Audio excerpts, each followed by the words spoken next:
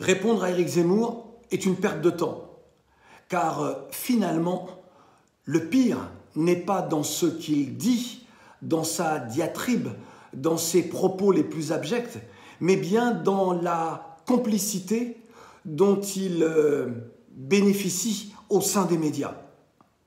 On lui offre une tribune pour dire ce qu'il a à dire, et cela depuis des années. Il insulte une frange de la population avec la complicité des médias qui le reçoivent. On humilie une frange de la population depuis des années. Celle qui ne serait pas, qui ne ferait pas partie de cette France, en tout cas pas totalement. Comme si une frange de la population ne serait qu'une pièce rapportée parce qu'elle appartient à une histoire particulière de la France. Et justement, lorsqu'Éric Zemmour dit à Absatoussi que la France a une histoire, ce n'est pas un territoire vierge, et donc, je résume, les prénoms seraient en lien avec cette histoire, il semble oublier, et il n'est pas le seul. Par les crimes contre l'humanité perpétrés par la France, esclavage, colonisation, l'Afrique, malgré elle, est dans le récit français. Alors, je m'adresse à toutes celles et tous ceux qui ont du pouvoir, pouvoir médiatique.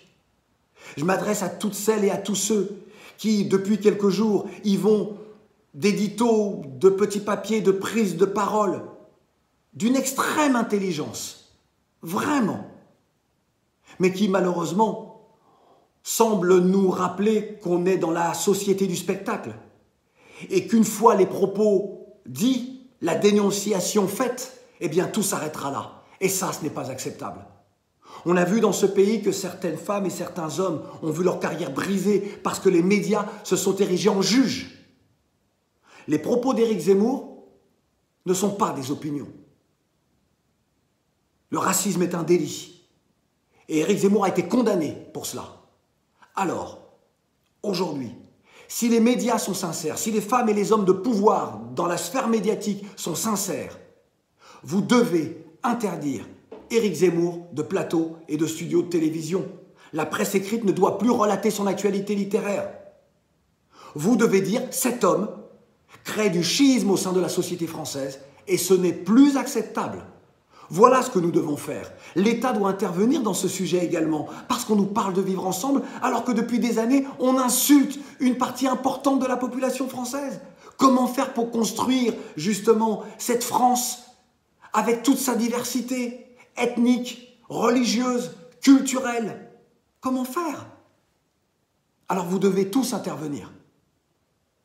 Nous appartenons à une génération qui ne tendra plus l'autre joue, mais qui se défendra.